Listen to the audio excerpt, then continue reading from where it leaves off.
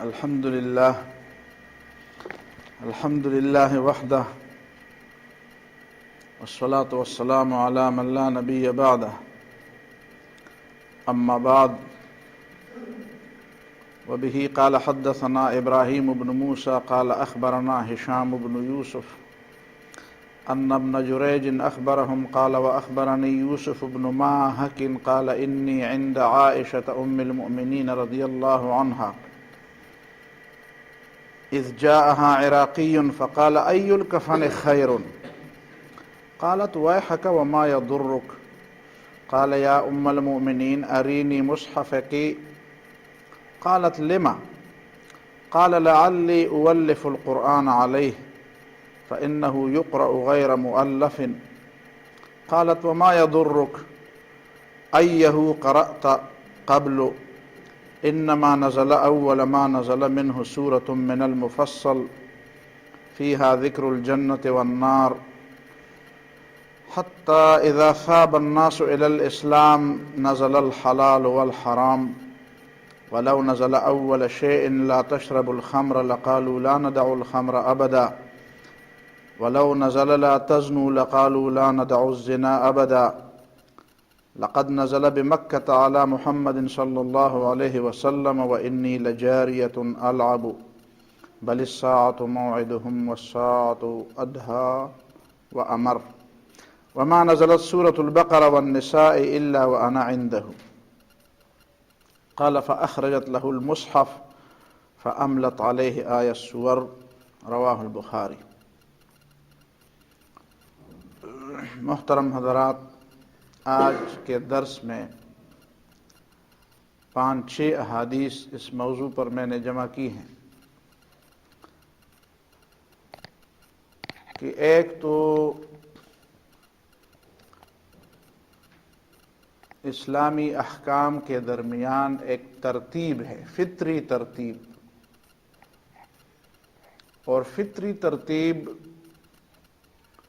یہاں پہ ملحوظ رکھی گئی ہے۔ ترتیب کا لحاظ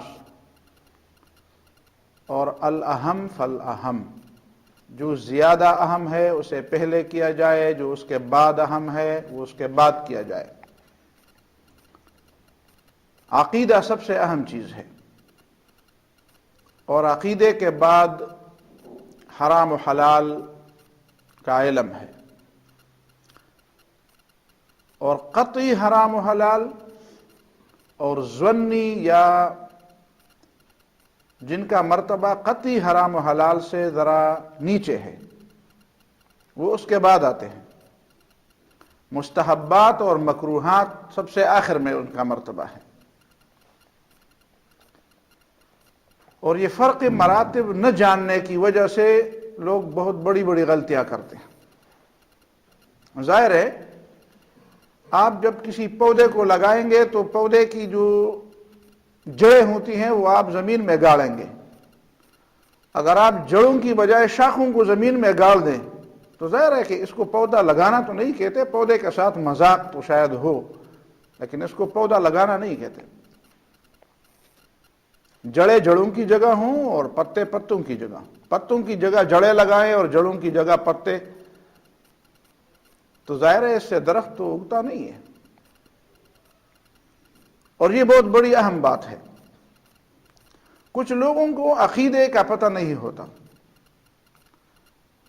اور تقریباً کئی ہفتوں سے میں اس ایک مسئلے پہ سوچ رہا ہوں کہ قرآن مجید کی جو مکی صورتیں ہیں ان پر بہت کم توجہ دی جاتی ہے، حالانکہ مکی صورتوں کی مثال بالکل ان بنیادوں کی سی ہے جن پر پوری عمارت کھڑی ہے۔ اور ابھی جو بخاری کی روایت میں نے آپ کے سامنے رکھی، اسے میں ام المومنین حضرت عائشہ صدیقہ رضی اللہ تعالیٰ عنہ یہی بات سمجھاتی ہیں ایک شخص کو۔ ہمارے ہاں زیادہ علم اس کے پاس سمجھا جاتا ہے جس کو احکام زیادہ معلوم ہو، یا جس کو احکام میں تفصیلات اور اختلافات اور دلائل اور فریقین کے مابین جتنے بھی اختلافات ہیں، جو مسلکی اختلافات ہیں ان چیزوں پہ زیادہ عبور رکھتا ہوں. یقیناً یہ چیزیں اہم ہیں اور اپنی اپنی جگہ پہ اس کا بیان کرنا بھی ضروری ہے اور بیان ہم کرتے بھی ہیں، لیکن جو سب سے بنیادی چیز ہے وہ توحید، رسالت اور آخرت کا عقیدہ ہے. اور کچھ لوگوں کو جو اس کی اہمیت نہیں معلوم تو وہ سمجھتے ہیں قرآن مجید میں تکرار بہت ہے. کئی مسلمانوں سے میں نے خود سنا کہتے ہیں بس قرآن مجید تو ایک بات کو کئی دفعہ مکرر کرتا ہے، کئی دفعہ اس کو مکرر کرتا ہے. حالانکہ ان لوگوں کو معلوم نہیں کہ قرآن مجید تحریری طور پر لوگوں کے سامنے پیش نہیں کی گئی تھی، یہ تقریر تھی. ایک ایک سورت ایک تقریر تھی، یا ایک ایک سورت کئی تقریروں پر مشتمل تھی، اور مختلف مواقع پر ایک ہی بات کو مختلف پیرایوں اور مختلف طریقوں سے لوگوں کے ذہن میں بٹھانے کے لیے بار بار دہرائی گئی.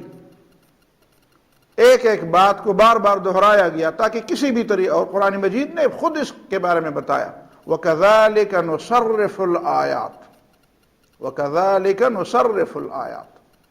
اسی طرح ہم بدل بدل کر کے، انداز تبدیل کر کے اپنی آیات کو لوگوں کو سناتے ہیں، انداز تبدیل کرتے. آپ دیکھیں مکہ معظمہ میں ابتدائی دور کا انداز، پھر وسطی دور کا انداز، اور پھر آخری دور کا انداز.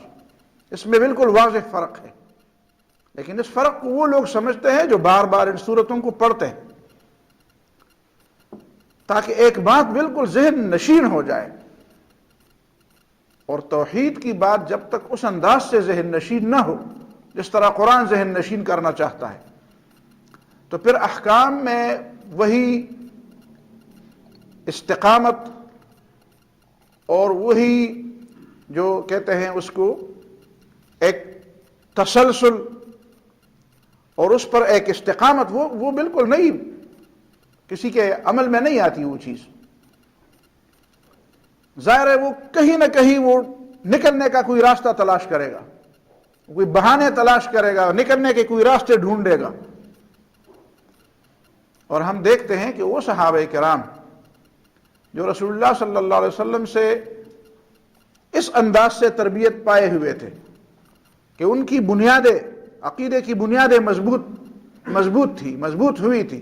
انہوں نے خود اس کو مضبوط کرنا چاہا تھا، سمجھ کر اور بار بار دہرا کر ان آیات کو. وہ پھر اس انداز سے نبی صلی اللہ علیہ وسلم کی بات کو لیتے تھے اور اس پہ عمل کرتے تھے کہ آپ سمجھتے ہیں کہ جی تو کوئی اور بات جانتے ہی نہیں ہے. لیکن بعد میں جو لوگ آئے اور انہوں نے صرف احکام کو دیکھا، یہ حرام ہے، یہ حلال ہے، چاہیے یہ نہیں چاہیے، بس اس کو کرنا، پھر وہ سمجھتے تھے کہ وہ دور ادھر ادھر کے راستے تلاش کرتے تھے کہ کسی طریقے سے کوئی بہانہ مل جائے. اور آج بھی آپ کو احساس ہو سکتا ہے کہ جو ممالک اور ان کے قوانین اور ان کے ضوابط صرف قانون کا سہارا لیتے ہیں، سزاؤں کا سہارا لیتے ہیں، وہیں پہ آپ دیکھیں گے کہ جہاں بھی کسی کو قانون کی زد سے بچنے کی کوئی بھی معمولی سا کلو بھی، معمولی سا کوئی سوراخ اور کوئی معمولی سا راستہ بھی نظر آتا ہے، وہ اس کو باقاعدہ انجوائے کرتے ہیں، مزے کے لیے اسی چیز کو اختیار کرتے ہیں. چلو میں ایک کام کروں گا اور مجھے، ظاہر مثال کے طور پر یورپ میں کئی دفعہ ایسا ہوا کہ ایک شخص سرخ اشارے پر آ رہا ہے اور ادھر سے گاڑی جا رہی ہے، اس کے لیے لائن کلیئر ہے اور اس کے لیے راستہ بند ہے. کہتے ہیں میں اس کو ٹکر ماروں تو مجھے مزہ بھی آئے گا اور مجھ پر کوئی قانونی پابندی بھی نہیں. لیکن اگر اس کے دماغ میں یہ بات ہو کہ صرف سرخ اشارے اس بات کی، یا سبز اشارہ اس بات کی اجازت نہیں ہے کہ آپ جائیں، ایک اور چیز بھی ہے، وہ یہ ہے کہ انسانی جان قابل احترام ہے، تو شاید وہ پھر وہ اس انداز سے نافرمانی نہ کرتا جس انداز سے وہ، اس لیے کہ وہ کہتا ہے کہ مجھے تو یہ بتایا گیا ہے کہ سرخ اشارے پر تمہیں نہیں جانا چاہیے اور سبز اشارے پر تمہارے لیے راستہ کلیئر ہے، تو جاؤ. راستے میں کوئی آئے تو اس کا گناہ ہے، مجھے تو نہیں ہے، غلطی تو اس کی ہے، میری تو نہیں ہے. اسی طریقے سے لوگوں نے پھر جب دیکھیں جتنا ہمارا دور، یہ صحابہ کرام کا خیر القرون کا دور جتنا گزرتا جاتا تھا، اس کے بعد پھر نکلنے کے راستے، بہانے، عذر، اعذار اور اس طرح کے بہانے لوگوں نے آج کل جس طرح سود کے لیے لوگوں نے بہانے تراشے ہیں، ایک مسلمان ہوتا ہے وہ بھی سود کرنے کے لیے ایک بہانے تراشتا ہے، راستے کہ چلو اس طریقے سے تو نہیں تو اس طریقے سے، نئی نئی چیزیں ایجاد کر کے اسی اصل مقصد کو، اسی سود کے مسئلے کو، اسی سود کو، ظاہر ہے کہ محبت تو دنیا کی ہے دل کے اندر، اور جب وہ عقیدہ اسی طرح نہیں ہے مضبوط اور پختہ تو نکلنے کے لیے وہ راستے تلاش کرتے ہیں، اور کتنے بہانے بن گئے ہیں، کتنے ہیلے بن گئے، کتنے ہیلے بن گئے ہیں، نئے نئے ہیلے روزانہ بنتے ہیں۔ ہم سے لوگ پوچھتے ہیں اچھا اسی طریقے سے ہم جب سوچتے ہیں دیکھ یہ وہی ایک بات ہے، لیکن اس کے لیے راستے نئے نئے تلاش کیے جاتے ہیں۔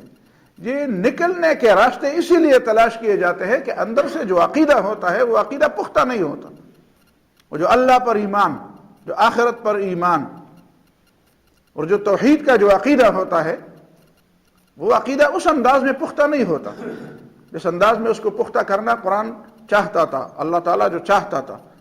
اور اسی وجہ سے اللہ تعالیٰ نے اسی ایک دو تین باتوں کو، توحید، رسالت اور آخرت کی باتوں کو کتنی بار دہرایا،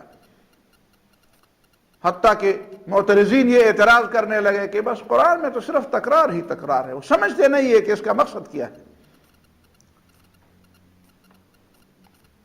تو یہاں پہ ان احادیث کا پس منظر میں نے آپ کے سامنے رکھ دیا کہ کیوں میں نے ان احادیث کا انتخاب کیا۔ اب سنیں ان باتوں کو۔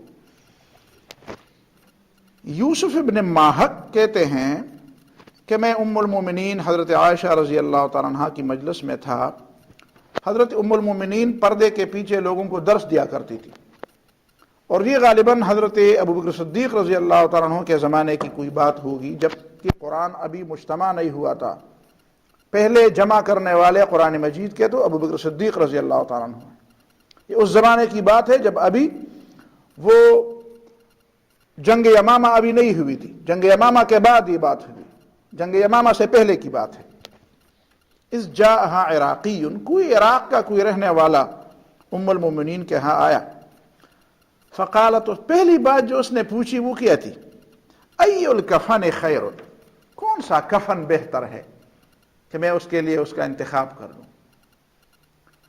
ظاہر ہے حدیث میں تو یہ بات آئی ہے کہ نبی صلی اللہ علیہ وسلم نے سفید کپڑے کو پسند کیا ہے۔ نبی نے فرمایا میرے نزدیک بہتر کپڑا سفید کپڑا ہے۔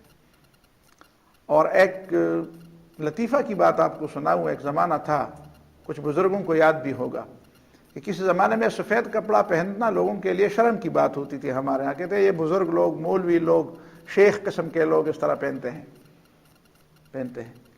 مجھے ایک ایسے شخص کے بارے میں پتہ ہے کہ اس نے جب سفید کپڑے پہنے تو اس کے والد نے اسے کہا وہ خود شرم وہ خود چتبانگ ہونے وے کنی کلے ولس برابر وہ شرم ہوتا۔ یہ باقاعدہ درست بات ہے۔ حالانکہ اب سفید کپڑا، سفید پوش، لوگوں کو سمجھ آ گئی کہ واقعی یہ تو ایک اچھی چیز تھی، کیوں ہم نے اپنے پر قدغنیں لگائی تھی۔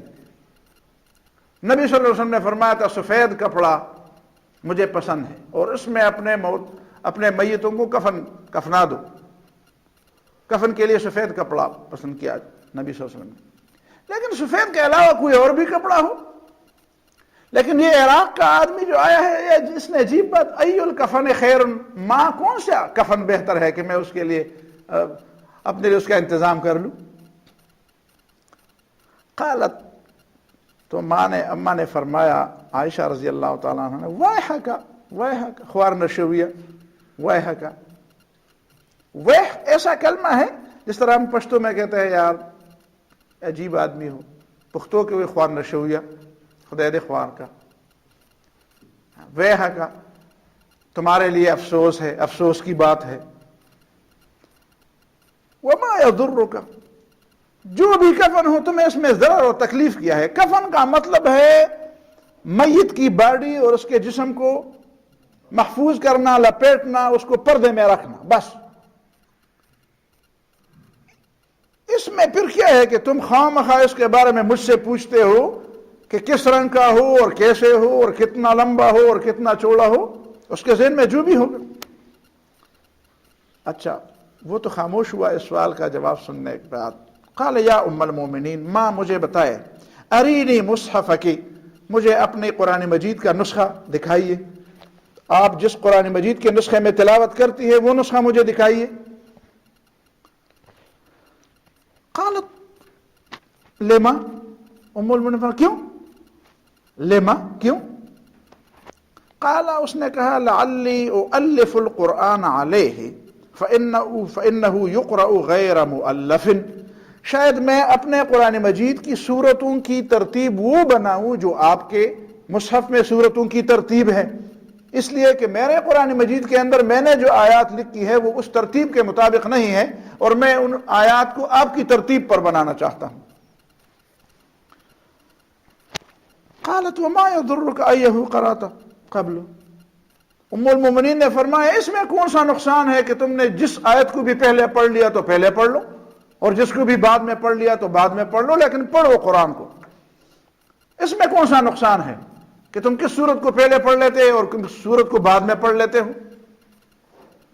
اور پھر اس کی بیماری کی تشخیص کر کے بنیادی بات بتا دی ام المومنین نے، انما نزل اول ما نزل منہ سورۃ من المفصل، اگر تم ترتیبی نزولی کی بات کرتے ہو تو پہلے وہ صورتیں نازل ہوئی ہیں جن کو مفصل کہتے ہیں، قصار مفصل، طوال مفصل، جو بڑی لمبی صورتیں ہیں، جو چھوٹی چھوٹی صورتیں ہیں، مکی صورتیں جن میں توحید، رسالت اور آخرت کا بیان ہے، فیہا ذکر الجنت والنار، کہ جس میں جنت اور جہنم کا ذکر ہے، حتی اذا ثاب الناس الی الاسلام، یہاں تک کہ جب لوگ اسلام کی طرف سب متوجہ ہو گئے، واپس ہو گئے، ثاب الناس، لوگ واپس ہو گئے، اس کا مطلب یہ ہے کہ لوگ اسلام سے دور گئے تھے، اسلام پہلے تھا۔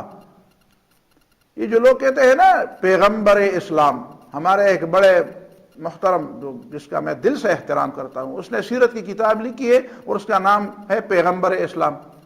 ظاہر ہے اس سے ایک شبہ تو پڑتا ہے کہ پیغمبر اسلام صرف محمد صلی اللہ علیہ وسلم ہے، کیا آپ آدم علیہ السلام کو نان مسلم کہہ سکتے ہیں؟ نوح علیہ السلام کو غیر مسلم کہہ سکتے ہیں؟ تو پھر کیسے نبی صلی اللہ علیہ وسلم کو پیغمبر اسلام کہتے ہیں؟ ہر پیغمبر اسلام ہے، جتنے بھی انبیاء گزرے ہیں سب انبیاء نے اسلام کی دعوت دی ہے، ہر پیغمبر اسلام کا پیغمبر ہے۔ نبی صلی اللہ علیہ وسلم پہلے پیغمبر تو نہیں ہے، آخری پیغمبر ہے، آخری نبی، خاتم النبیین ہے، اور ہر پیغمبر اسلام کا پیغمبر تھا۔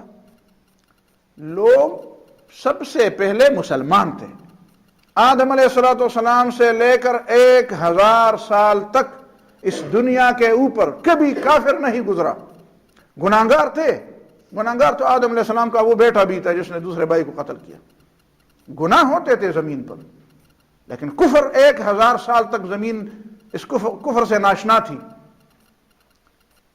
گویا کہ اس زمین کے مطابق، اس زمین کی فطرت کے مطابق اسلام کی بات ہے، اسلام کی بات اس زمین کی فطرت ہے، اس لیے کہ جب یہ زمین پیدا ہوئی اس پہ کفر شرک نہیں تھا، جب پہلا انسان بسا اور اس کے بال بچے اور اس کی خاندان کا سلسلہ چلا تو 1000 سال تک سارے کے سارے لوگ ایمان اسلام پر قائم تھے۔ سب سے پہلے نوح علیہ السلام کے زمانے میں کفر شروع ہوا، اور نوح علیہ السلام نے سب سے پہلے توحید کی بات لوگوں کو سمجھا دی، آدم علیہ السلام نے احکام سمجھا دیے تھے، توحید ویسے بھی لوگوں کے ذہن میں تھا، کفر نہیں تھا، شرک کی بات نہیں تھی، شرک تھا ہی نہیں۔ صاب الناس الی الاسلام، نبی صلی اللہ علیہ وسلم کی دعوت کے نتیجے میں لوگ اسلام کی طرف واپس ہونے لگے۔ یہ اپنے گھر کا دروازہ بھول گئے تھے، نبی صلی اللہ علیہ وسلم نے دروازہ یاد دلایا، پھر اپنے گھر کی طرف۔ آج کل ہندوستان میں لوگ کہتے ہیں گھر واپسی مہم، پھر اپنے گھر کی طرف واپس آ جاؤ۔ کیسے گھر کی طرف واپس آ جائے؟ جی اسلام سے پہلے یہاں سے لوگ ہندو تھے، اسلام تو بعد میں آیا۔ ہندو سے بھی پہلے تھے مسلمان، ہندو مت بعد میں آیا۔ آپ کی نظر صرف ایک بالش تک جاتی ہے، آپ صرف یہ دیکھتے ہیں کہ بر صغیر میں لوگ آئے اور پھر یہاں کے لوگ مسلمان ہوئے، اس سے پہلے یہ لوگ مسلمان تھے، ہندو مت بعد میں، کوئی بھی ازم ہو، کوئی بھی شرک اور کفر کا کوئی بھی نظام ہو، وہ بعد میں آیا، سب سے پہلے لوگ مسلمان تھے۔ اگر گھر واپسی کی مہم ہے تو سارے ہندوستان کے لوگ مسلمان ہو جائیں، تب گھر واپسی کی مہم ہوگی۔ یہ گھر واپسی کی مہم ہے۔ جتنے بھی لوگ غیر مسلم بن گئے سارے کے سارے کلمہ پڑھ لیں، مسلمان ہو جائیں، یہ ہے گھر واپسی۔ یہ گھر واپسی نہیں ہے کہ پھر ہندو بن جائے، یہ تو ادوار گزرے ہیں، یہ ادوار عارضی ادوار تھے، اصل دور اسلام کا دور تھا۔ صاب الناس، جب اسلام کی طرف لوگ واپس ہونے لگے، عقیدہ لوگوں کا درست ہوا، نزل الحلال والحرام، اس کے بعد حرام حلال کی باتیں نازل ہوئی۔ حلال حرام کی باتیں، عملی باتیں، حلال و حرام کی یہ بات کی نازل ہوئی ہے۔ پہلی چیز جو بنیادی چیز ہے وہ عقیدہ ہے، وہ فکر ہے، تطہیر فکر اور تعمیر فکر جس کو کہتے ہیں، فکر کی صفائی اور فکر کی تعمیر۔ وَلَوْ نَزَلَ أَوَّلَ شَيْءٍ لَا تَشْرَبُ الْخَمْرَ، اور اگر پہلے یہ بات لازم ہوتی، سب سے پہلے یہ بات ہے شراب نہ پیو، لَقَالُوا لَا نَدَعُ الْخَمْرَ أَبَدًا، لوگ کہتے ہیں یار یہ تو چھوڑنے کی چیز نہیں ہے، ہاں چھوڑنے کی چیز نہیں ہے، کیسے کہتے ہیں وہ اکبر غالب کافر منہ کو لگی ہوئی ہے، کہتے ہیں چھوڑنے کا نام نہیں لیتی، کہتے ہیں لوگ آسانی سے اس کو نہیں چھوڑتے، حالانکہ شراب کا عادی کیسے اچانک اس طرح شراب کو چھوڑ سکتا ہے، لیکن جب اسلام نے دماغ اور فکر کو درست کیا تو پھر کیسے لوگوں نے منہ کے گونٹ بھی تھوک دیے، منہ میں جو گونٹ تھے وہ بھی لوگوں نے تھوک دیے، حالانکہ جو گونٹ پہلے سے منہ میں جا چکے تھے اس کے لیے تو بہانہ تھا۔ یہ تو حکم سے پہلے ہم نے جو مجلس ہے ابھی اور جس مسئلے میں شراب کا دور چل رہا ہے یہ تو حکم آنے سے پہلے تھا، ابھی اس کو پی لے پھر بعد میں دیکھیں گے۔ لیکن جب گلی کوچوں میں آواز ہو گئی کیا ہوا، الا ان الخمر قد حرمت، شراب حرام ہو گئی، بہت مکے کی مدینہ کی گلیوں میں شراب کے مٹکے بہہ رہے تھے، کئی مہینوں تک جب بارش ہوتی تھی تو گلیوں سے شراب کی بو آتی تھی، بہا دی لوگوں نے۔ تو یہ کیسے ممکن ہوا؟ یہ اس طرح ممکن ہوا کہ پہلے عقیدہ درست تھا، فکر بن گئی تھی، فکر کی تعمیر ہوئی تھی۔ وَلَوْ نَزَلَ لَا تَزْنُوا، اگر پہلی بات یہ نازل ہوتی کہ زنا کے قریب نہ جاؤ، لَقَالُوا لَا نَدَعُ الزِّنَا أَبَدًا، کہتے ہیں کہ ہم تو اس بے حیائی کے عادی ہو گئے ہیں، یہ تو ہمارا کلچر ہے، یہ تو ہماری ثقافت ہے، کیسے چھوڑے اس کو۔ لیکن جب پردے کا حکم آیا تو بہت پہلے میں نے ایک استاد سے سنا، ابھی تک مطالعے میں آیا نہیں ہے، ایک استاد سے میں نے ایک تقریر میں اس نے ایک بات کی تھی، پردے کا حکم آیا تو اس کے حکم کے آنے سے پہلے خواتین راستے جا رہی تھی، تو جب انہوں نے سنا کہ پردے کا حکم آ گیا تو وہ دیوار کے قریب اپنا منہ اپنا چہرہ دونوں ہاتھوں میں چھپا کے اسی طرح کھڑی رہی جب تک شام نہ ہوئی یا جب تک ان کو پردے کے لیے کوئی چیز نہ ملی، ادھر کھڑی رہی۔ یہ کیوں اس طرح ہوا؟ اس لیے ہوا کہ ذہن تو بن گیا تھا، فکر تو بن گیا تھا، فکر کی تعمیر ہوئی تھی۔ آج کل لوگ ہمارے ہاں اسلامیات کے اسباق دیکھیں، اسکولوں میں، کالجوں میں، یونیورسٹیوں میں، نصابات کی کتابیں کبھی کبھی ہم دیکھتے ہیں، اس میں بنیادی چیز ہوتے ہیں یہ حرام ہے، یہ فرض ہے، یہ اس طرح ہے، یہ اس طرح ہونا چاہیے۔ ذہن نہیں بنایا جاتا، ذہن نہیں بنایا جاتا۔ ذہن بنایا جائے تو پھر پتہ چل جاتا ہے، پھر آپ اشارے میں بھی بات کر دیں تو پتہ چل جاتا ہے۔ آج مسلمان اس بات کی طرف متوجہ نہیں ہے، جو ذہن بنانے والے ہیں وہ بھی ذہن بنانا بہت کم جانتے ہیں۔ اور پھر فرمایا لقد نزل بمکہ علی محمد صلی اللہ علیہ وسلم، مجھے یاد ہے مکہ معظمہ میں نبی صلی اللہ علیہ وسلم پر جو نازل بات نہ، وَإِنِّي لَجَارِيَةٌ، ابھی میں چھوٹی بچی تھی، العب، اور میں گلی کوچوں میں کھیلتی تھی، لیکن اس زمانے میں میرے کان اس بات سے آشنا تھے کہ حرام و حلال آنے سے پہلے یہ آیت مجھے اس وقت سے یاد ہے جب میں چھوٹی بچی تھی۔ ام المومنین فرماتی ہیں اور میں مکے کی گلیوں میں کھیلتی تھی، بل الساعۃ موعدہم، ان کے ملنے کی میعاد، ملنے کی جگہ، اللہ سے ملاقات کی جگہ قیامت کا دن ہے، قیامت کا دن آنے والا ہے۔ والساعۃ ادھیٰ وامر، اور قیامت بہت دہشت والی ہے، بہت دہشت والی ہے، بہت ڈرانے والی ہے، وہ امر، اور بہت کڑوی بات ہے، وہ بہت کڑوی چیز ہے۔ تو ایسی باتیں سنا کر لوگوں کو ڈرایا گیا اللہ تعالیٰ کے ملاقات سے، قیامت سے۔ عمل کے نتیجوں سے، تو جب اسی طرح ذہن بن گیا تو پھر فرمایا یہ نہ کرو، کہتے ہیں بالکل نہیں کریں گے، بالکل نہیں کرتے، یہ کر لو، بالکل جی کریں گے۔ پھر اس میں چون چرا کی باتیں نہیں تھی، اس میں بہانے نہیں، ہیلے نہیں ہوتے تھے۔ پھر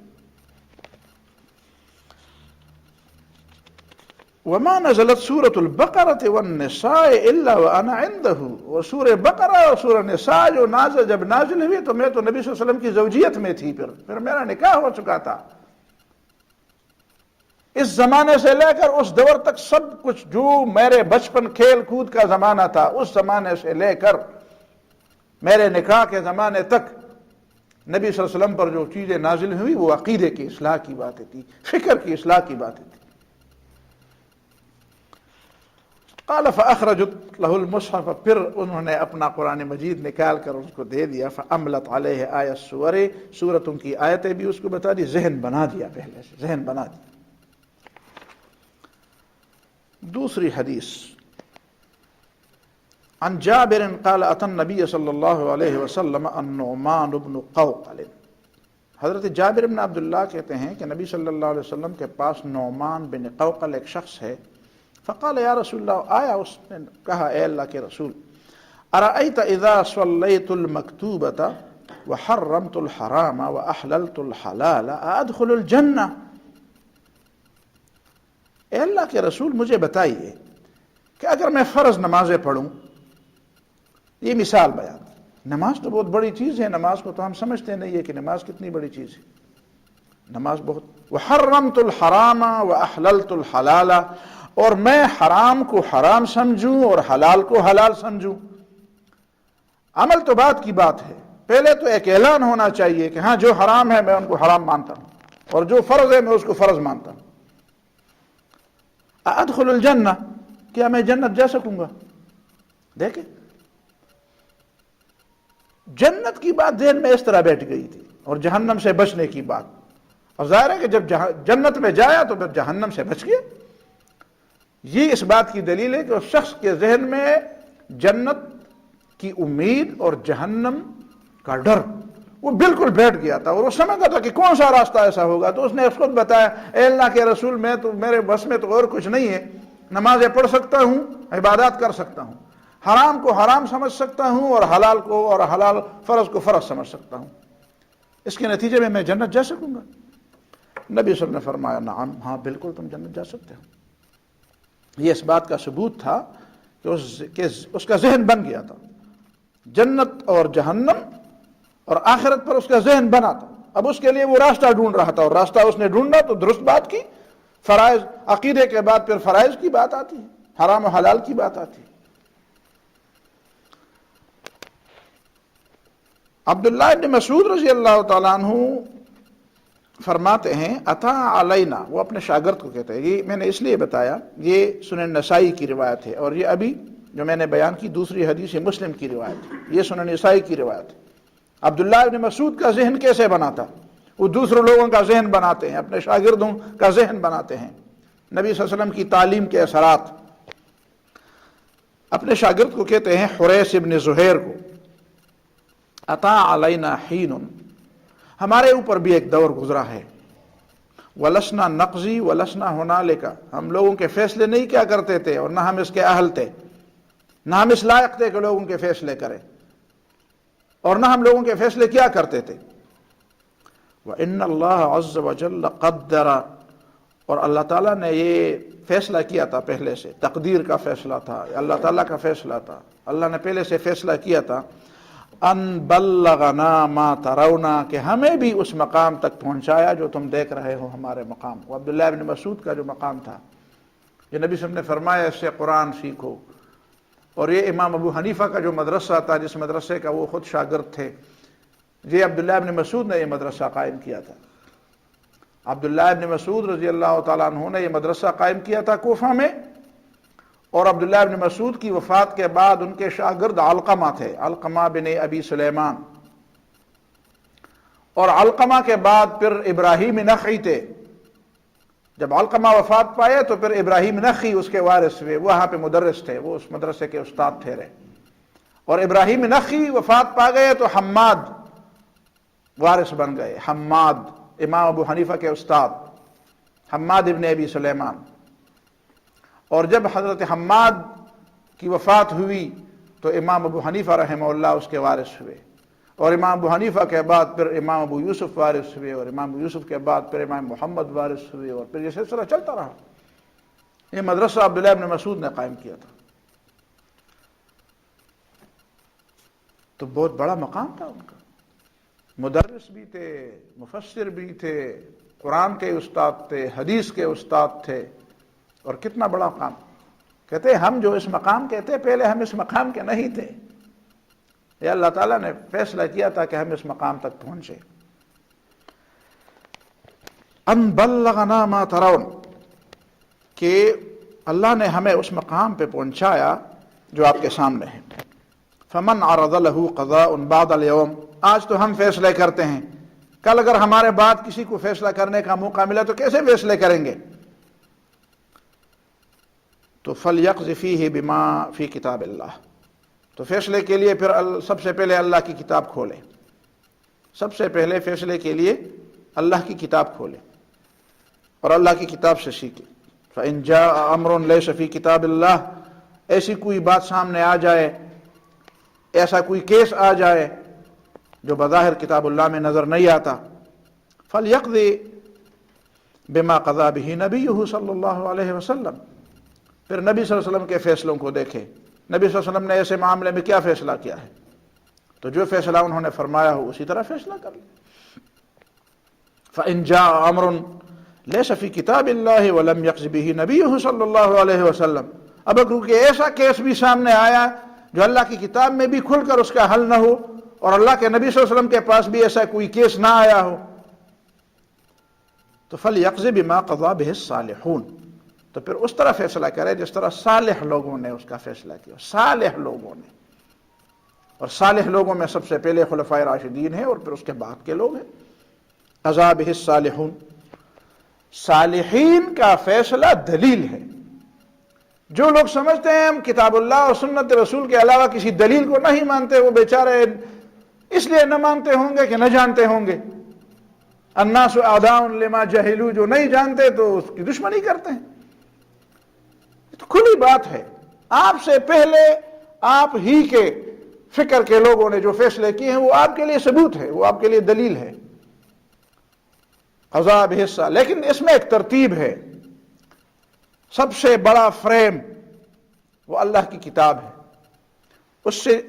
اس کے اندر کا فریم اللہ کے رسول کی سنت ہے، اس کے اندر کا فریم پھر صحابہ کرام کی سنت ہے، خلفائے راشدین کی سنت ہے، اور اس کے بعد پھر آگے ہم تک بات آتی ہے۔ ہم ان فریموں سے نکل نہیں سکتے، اور آخری فریم تو سب کے لیے ہے جو کتاب اللہ کا فریم ہے، اس دائرے سے تو کوئی بھی نہیں نکلے گا۔ فَلْيَقْضِ بِمَا قَضَى بِهِ الصَّالِحُونَ وَلَا يَقُولُ أَحَدُكُمْ إِنِّي أَخَافُ وَإِنِّي أَخَافُ، تم میں سے کوئی یہ نہ کہے جب اس کے سامنے فیصلہ آ جائے میں تو ڈرتا ہوں، میں تو فیصلہ نہیں کروں گا۔ اصل میں حدیث میں ایک بات آئی ہے کہ جن لوگوں نے فیصلے کیے ہوں گے قیامت کے دن ان سب کے ہاتھ ان کے گردنوں تک بندھے ہوئے ہوں گے۔ قیامت کے دن جو فیصلے کرنے والے ہوں گے ان کے ہاتھ یہاں تک بندھے ہوں گے سب کے۔ پھر اگر انہوں نے انصاف کیا ہوگا تو انصاف آ کر ان کے ہاتھ کھول دے گا، عدل آ کر ان کے ہاتھ کھول دے گا تو ہاتھ کھل جائیں گے۔ لیکن جس نے عدل نہیں کیا ہوگا تو اس کے ہاتھ بندھے ہوں۔ تو اس سے لوگ ڈرتے تھے کہ اچھا اگر ہاتھ بندھے ہوئے ہوں تو پھر ہم فیصلہ کیسے کریں؟ تو چاہیے تو ان لوگوں کو جو ڈرتے ہیں، جو نہیں ڈرتے ان کو نہیں کرنا چاہیے فیصلے، جو ڈرتے ہیں وہی وہ لوگ ہیں جو اہل ہیں، جو ڈرتے ہیں کہ ایسا نہ ہو کہ قیامت کے دن میرے ہاتھ بندھے ہوں، ان لوگوں کو یہ اس بات کی دلیل ہے کہ تمہیں چاہیے کہ تم فیصلہ کر لو۔ اگر تم نہیں کرو گے تو وہ لوگ فیصلے کریں گے جو نہیں ڈرتے ہوں گے۔ ظاہر ہے کہ تم ادھر ہٹ جاؤ گے تو ظاہر ہے کہ ایک جگہ تو خالی نہیں رہے گی۔ خانہ خالی را دیو میں گیرت، کہتے ہیں خالی جگہ پہ تو شیطان بیٹھتا ہے، تو پھر آپ ان کے لیے راستہ اور جگہ خالی کرنا چاہتے ہیں۔ یہ تمہارا ڈر اور تمہارا خوف، خوف خدا اور خوف آخرت، اس بات کی دلیل ہے کہ تم کر لو۔ تم یہ نہ کہو کہ میں ڈرتا ہوں میں فیصلہ نہیں کر سکوں گا۔ انی اخاف و انی اخاف، میں ڈرتا ہوں میں نہیں فیصلہ کرتا، اس طرح نہ کرو۔ فإن الحلال بین والحرام بین، حرام اور حلال کھلی طور پر واضح ہے، بالکل معلوم ہے۔ وبین ذالک امور مشتبہۃ، اور حلال اور حرام کے درمیان کچھ چیزیں ایسی ہیں جن کی حرمت اور حلت میں اشتباہ ہے، شک ہے، کچھ چیزیں ملی جلی قسم کی ہے، کچھ نشانات اس کے حرام کے ہیں اور کچھ نشانات اس کے حلال کے ہوں گے، تو ان چیزوں سے بچو۔ فدع ما یریبک الی ما لا یریبک، جو چیز تمہیں شک میں ڈالے اس کو چھوڑ دو۔ کسی عالم نے اپنے شاگرد کو کہا، وہ شاگرد نے کہا یہ کچھ چیزیں ایسی ہیں کہ میں حیران ہوں کہ اس کو کروں نہ کروں، اور یہ بات بڑی مشکل۔ اس نے کہا سب سے آسان بات یہ ہے۔ اس نے کہا یہ سب سے مشکل ہے۔ شاگرد نے کہا، استاد نے کہا یہ سب سے آسان ہے۔ اس نے کہا آسان کیسے؟ کہتے جو شک میں ڈالنے والی بات اس کو چھوڑو، بس اس کو نہ کرو، اس پہ عمل ہی نہ کرو۔ دع ما یریبک الی ما لا یریبک، جو بات تمہیں شک میں ڈالنے والی ہے اس کو سرے سے ختم کرو ہی نہیں، اس کو چھوڑو۔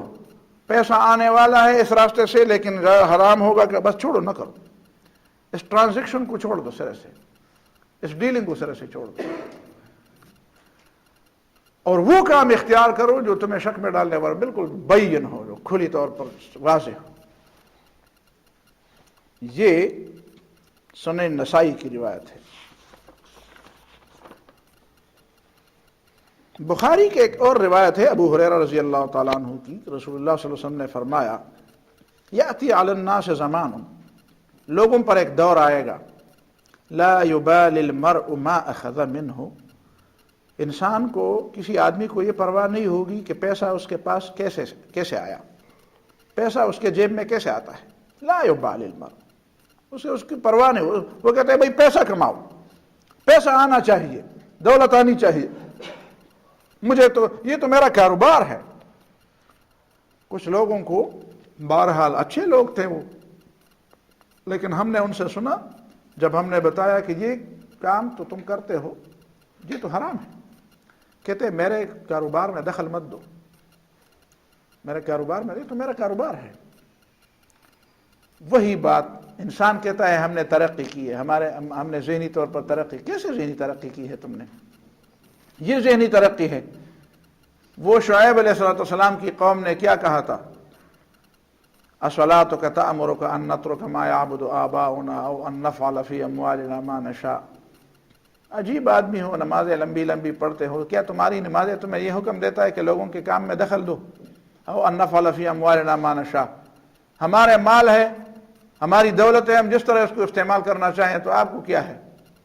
انک لانت الحلیم الرشید، خوب ہوشیار آدمی ہو اور دوسرے کے کام میں خامخواہ دخل دے تو پردو کارون کی کار لری سجیبو خیار سڑے، مذاق بنایا وہ۔ انک لانت الحلیم الرشید، یہ مذاق بنایا۔ خوب ہوشیار آدمی ہو، خوب ہدایت یافتہ آدمی ہو اور دوسروں کے کام میں دخل دیتے ہو۔ بھائی آپ جو جائے وہ جانے اور اس کا اپنا کام جانے، تم اپنا کام کرو، وہ تمہاری اپنی قبر ہے، اس کی اپنی، یہ یورپی ذہنیت ہے اور یہ جاہلی ذہنیت ہے، اس زمانے کی مدین والوں کی ذہنیت۔ مدین والے کاروبار لوگ تھے، ایک کاروباری ذہنیت ہے، ایک کاروباری ذہنیت ہے۔ انک لانت الحلیم، لوگوں کے کام میں مداخلت دیتے ہو، یہ کرو یہ نہ کرو۔ بھائی اپنے کام سے کام رکھو، دوسروں کے کام میں مداخلت نہ دو۔ خامخواہ ہمارے اوپر نگران تمہیں بھیجا گیا ہے۔ الصلاۃ تأمرک، مثال میں نے بتائی۔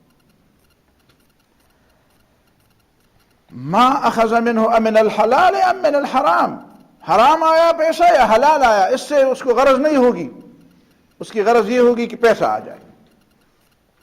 اس کا مطلب یہ ہے کہ یہ بدبختوں کا زمانہ ہوگا، یہ لوگ بدبخت ہوں گے، بدقسمت ہوں گے، منحوس لوگ ہوں گے۔ اور پانچویں حدیث ہے، سمیت النعمان ابن بشیر یقول سمیت رسول اللہ صلی اللہ علیہ وسلم، عامر کہتے ہیں نعمان ابن بشیر سے میں نے سنا کہ رسول اللہ صلی اللہ علیہ وسلم نے فرمایا الحلال بین والحرام بین، حلال اور حرام بالکل الگ الگ واضح ہیں۔ کیسے واضح ہیں؟ اب سارے لوگ حرام و حلال جانتے ہیں؟ وضاحت نبی صلی اللہ علیہ وسلم نے کی ہے، وضاحت سنت سے بھی ہوئی ہے، حدیث سے بھی ہوئی ہے۔ کچھ لوگوں کو سنت کا لفظ بڑا پیارا نظر آتا ہے، حدیث کے لفظ سے وہ اختلاف کرتے ہیں۔ حدیث میں حدیث کا لفظ بھی آیا ہے، سنت میں حدیث کا لفظ بھی آیا ہے۔ حدیث کے لفظ کا لفظ دیا ہے، تو حدیث کے لفظ کو آپ کیسے سمجھتے ہیں کہ نہیں یہ اس طرح حدیث اس کے سامنے آپ کہتے ہیں حدیث، کہتے ہیں وہ حدیث کیا ہوتی ہے، سنت کی بات کرو. سنت بھی ہے اور حدیث بھی ہے. حدیث قول فعل ہے، قول ہے، زیادہ اقوال کے ساتھ اس کا تعلق ہے، روایت کے ساتھ اس کا تعلق ہے. سنت کا زیادہ تعلق عمل سے ہے، ہمیں سنت سے بھی کئی چیزیں پہنچی ہیں، ہمیں حدیث سے بھی کئی چیزیں پہنچی ہیں. سنت بھی ایک عملی چیز ہے. تو حرام اور حلال بالکل بین ہے، کھلی ہوئی ہے. حلال کا معنی ہے کھلی ہوئی چیز جس کی اجازت ہو، حرام کا معنی بند کی ہوئی چیز جو ممنوع ہے. جس طرح آپ کہہ رہے گیدڑ کا گوشت ممنوع ہے، حرام ہے، کسی گھر میں بھی نہیں پکتا. پورے حیات آباد پشاور میں آپ گھومیں، آپ کو گیدڑ کا گوشت نہیں آئے گا. شاید کتے کا گوشت کبھی کہیں ملتا ہو، کل اخبار میں آیا تھا. ہاں کیسے پھر حرام ہو؟ گدھے کا گوشت پھر کیسے حرام ہوا؟ سود حرام ہے کہ حلال ہے؟ سود حرام. حرام کا معنی بند، تو بند ہے. آپ جا کر آنکھیں کھولے، کتنے سود کے مراکز آپ کو ملیں گے. اس کا مطلب یہ ہے کہ ہمارا معاشرہ اسلامی معاشرہ نہیں رہا. اگر ہم ان چیزوں پر عمل کرتے تو صرف یہ معاشرہ سمجھانے کے لیے کافی ہوتا. اب یہ جو لمبی لمبی تقریریں ہوتی ہیں اس لیے کہ معاشرے میں تو وہ چیزیں عملی طور پر ہے نہیں جو نبی صلی اللہ علیہ وسلم نے رائج کی تھی. ان چیز کو رائج ہونے اور باقی رہنے کے لیے جس سٹرگل اور جس جدوجہد کی ضرورت وہ تو مسلمانوں نے چھوڑ دی ہے. وہ تو خلافت کا ایک نظام تھا، مسلمانوں کا ایک اجتماعی وہ تو لوگوں نے چھوڑ دیا ہے. کہتے ہیں نہیں یہ تو حکومت کی باتیں ہیں، یہ تو سیاست کی باتیں ہیں. تو بھائی بغیر سیاست کے اور بغیر حکومت کے اس مسئلے کو حل کرو. کیسے حل کرتے ہیں؟ سود اللہ کے ساتھ جنگ ہے، تو اس جنگ کو دفع کرو نا. کیسے دفع کرتے ہو؟ آپ بغیر سیاست کے اس کو دفع کر دیں، بغیر حکومت کے اس کو دفع کر دیں. ہمیں تو اس جنگ سے نجات پانی ہے. آپ امن و امان قائم کرنا اسلام کا طریقہ، یہ امن و امان تو آپ قائم کر لیں، امن و امان بغیر حکومت کے قائم کر لیں. کیسے کر سکتے ہیں؟ الحلال بین والحرام بین. حلال اور حرام بالکل واضح. وبینہما مشبہات، لیکن حلال اور حرام کے درمیان کچھ چیزیں ہیں جو مشتبہ ہیں. لا یعلمها کثیر من الناس، زیادہ لوگ وہ نہیں جانتے. ہمارے دور میں زیادہ لوگ حرام حلال نہیں جانتے. یہ وہ زمانہ تھا جس زمانے میں زیادہ لوگ مشتبہات، کچھ لوگ ایسے تھے جو جانتے تھے. نبی صلی اللہ علیہ وسلم نے جو زمانے کی تربیت کی تھی وہاں علم کی یہ حالت تھی. آج کل آپ تناسب معلوم کر لیں تعلیم یافتہ لوگوں کا، اور پھر تعلیم کیا ہوتی ہے، اس میں حرام و حلال کا کتنا حصہ ہو اور کتنا حصہ وہ ہو کہ وہ سمجھ جائے کہ مشتبہات کیا ہے. فمن اتقى المشبہات استبرأ لدینہ وعرضہ. یہ ترتیب میں نے بتا دیا آپ کو، عقیدہ، حرام حلال، اور اس کے بعد مشتبہات پر یہ تیسرا درجہ ہے. استبرأ لدینہ وعرضہ، جو مشتبہ چیزوں سے، مشکوک چیزوں سے، جو ڈاؤٹ فل چیزیں ہیں، ان کے بارے میں شک ہے کہ یہ حرام ہوگی کہ حلال، جائز ہوگی کہ ناجائز. ایسی چیزیں جن سے آدمی بچا. استبرأ لدینہ، اس نے اپنے دین کو بھی بچایا، وعرضہ، اور اپنی عزت کو بھی بچایا. اور یہ بات بڑی زبردست ہے آج کل سمجھنے والی. ومن وقع فی الشبہات، اور جو مشتبہ چیزوں میں پڑا رہا. کراع یرعی حول الحما، اس چرواہے کی طرح جو کسی سرکاری چراگاہ پہ اپنے کے قریب اپنے جانور چراتا ہے. ایک سرکاری چراگاہ ہے جہاں پہ فوجی کھڑا ہے، اور اس نے لکھا بھی ہے کہ اس دیوار کے قریب مت آؤ ورنہ گولی مار دی جائے گی. لکھا ہے نا دیوار پر. بلکہ یہ بھی لکھا ہے کہ دیوار کے قریب اگر آپ کھڑے ہیں تو آپ کے کھڑے ہونے کا کو بھی خطرہ تصور کیا جاتا ہے، شاید آپ کو نقصان ہو، اور کوئی نقصان نہ ہو تو آپ کو سیٹی ماری جائے گی. کیا کرتے ہو ادھر؟ تو استعار لدینہ وعرضہ، عزت تو چلی گئی نا. کوئی آپ کو دیکھ لے کہ اس پہ کوئی سیٹی مار رہا ہے. کراع یرعی حول الحما، جس طرح ایک چرواہا چراگاہ کے ارد گرد قریب قریب اپنے جانوروں کو چراتا ہے، یوشک ان یواقع، قریب ہے کہ اس کے جانور اس چراگاہ میں چرے، اور جب وہاں چریں گے تو پھر کیا ہوگا؟ ظاہر ہے کہ اس کے جانور بھی ضبط ہو جائیں گے اور اس کو بھی جیل میں ڈالا جائے گا، اور اس کی ظاہر ہے اس کی عزت بھی خراب ہوگی، وہ عزت نفس بھی نہیں رہے گی۔ الا وان لکل ملک حما، خبردار ہر بادشاہ نے کچھ چیزوں کو، کچھ جگہوں کو اپنے لیے خاص کیا ہوتا ہے۔ دیکھیں نا، ہمارے کچھ قلعے ہیں، کچھ کہتے ہیں یہ ممنوع علاقہ ہے، ممنوع علاقہ، کچھ علاقے ممنوع ہے۔ ہر حکومت میں، ہر ملک میں ایسے علاقے ہیں جو ممنوع ہیں، آج بھی ہیں ممنوع علاقہ۔ ممنوع علاقہ میں آپ جائیں گے اور پھر چوری چھپ کے جائیں گے تو پھر انجام کیا ہوگا؟ جا کر دیکھ لیں، پتہ چلے۔ کیسے سمجھایا نبی صلی اللہ علیہ وسلم نے؟ الا ان حمی اللہ فی ارضہ محارمہ، خبردار اللہ تعالیٰ کی وہ ممنوع علاقے جو اس زمین کے اندر ہے، وہ چیزیں ہیں جو اللہ تعالیٰ نے حرام کی ہیں۔ اللہ نے فرمایا یہ بند ہے، یہ نہ کرو، ممنوع ہے، چوری ہے، زنا ہے، حرام مال کمانا ہے، کسی کی عزت لوٹنی ہے، کسی کے اوپر بہتان لگانا ہے، کسی کا حق غصب کرنا ہے، کسی کو قتل کرنا ہے، کسی ناحق کسی کا خون بہانا ہے، کسی کی عزت پر حملہ کرنا ہے، کسی کا یہ ساری چیزیں یہ ممنوعات ہیں، یہ اللہ تعالیٰ کے وہ ممنوع علاقے ہیں کہ اللہ نے فرمایا اس کے قریب نہ جاؤ، جاؤ گے تو پھر کیا ہوگا؟ وہی ہوگا جو دنیا میں بھی ہوتا ہے، آخرت میں جو ہوگا وہ اس سے بدتر۔ اللہ، اور پھر اسی بات کی طرف کنکلوژن ہے، پھر اسی اصل بات کی طرف آتے ہیں۔ الا وان فی الجسد مضغۃ، خبردار جسم کے اندر گوشت کا ایک ٹکڑا ہے، اذا صلحت صلح الجسد کلہ، اگر وہ درست ہو جائے تو پورا جسم درست ہوگا، پورے اعمال درست ہوں گے۔ وَإِذَا فَسَدَتْ فَسَدَ الْجَسَدُ كُلُّهُ، اگر وہ ٹکڑا فاسد ہوگا، خراب ہوگا، سارا جسم خراب ہوگا۔ یعنی اگر عقیدہ خراب ہوگا تو اعمال خراب ہوں گے، اگر عقیدہ درست ہوگا تو عمل درست ہوں گے۔ الا وہی القلب، خبردار وہ گوشت کا ٹکڑا دل ہے، دل درست ہو جائے، عقیدہ درست ہو جائے، اصلاح اندر کی ہو جائے، باطن کی اصلاح ظاہر کی اصلاح سے پہلے ہے۔